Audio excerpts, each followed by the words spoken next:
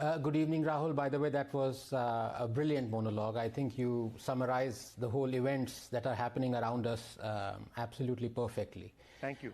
The fact of the matter is that this is the theater of the absurd. Welcome to the theater of the absurd. This is how such revolutions end, in a farce, where foreign politicians, pop stars and porn stars all jump in, hoping to extract their pound of flesh in cash or kind. In hailing these ignorant voices, do these dynasty slaves and chauthi-faced leftists even realize the joke they have become? One wonders if India at all has a school or a college system. Kaun hai ye log? Kahan se aate hain? A child activist is standing with those who are mindlessly pumping pesticides into our crop, emptying out our land of all water, turning our atmosphere into a gas chamber by burning stubble, and these guys are hailing her.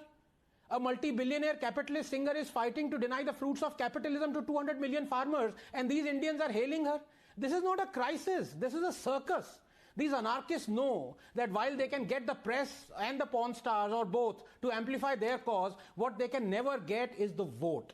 That's the real show of strength. But because it happens every 5 years, these Muppets, they get 4 years to create mayhem. The flanking 6 months, of course, are spent by them to recover from their defeat and lost deposits. I think Japan's Shinzo Abe had really cracked it. Any big reform that he put on the table, he called for a general election. And after he won it, he brought in the reform. Don't think it can happen in India, of course, but you get the drift. The essence of anarchism, Rahul, is to amplify the tiny minority and make it appear as a huge majority.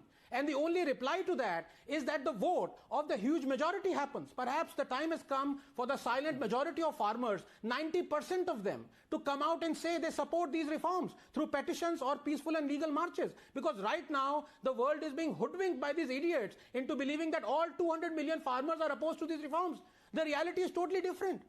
Rahul, please give me 30 seconds. I repeat, which farmer in his right mind would object to deciding the price of his own produce, given that faulty MSP evaluation has cost him a loss of 45 lakh crores in the last 15 years? True. Which farmer would object to sustained production and top quality godowns set up to store his produce, as the government can no longer jail the godown owners on account of whimsical ECA declarations or hoarding?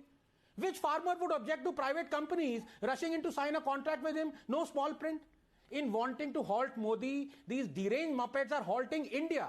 And right now, believe it or not, they can make any sane Indian believe there is a ring to truth in that half funny, half bombastic Modi meme, where he's looking straight into you and saying, in reality, they are not after me, they are after you. I'm just in the way.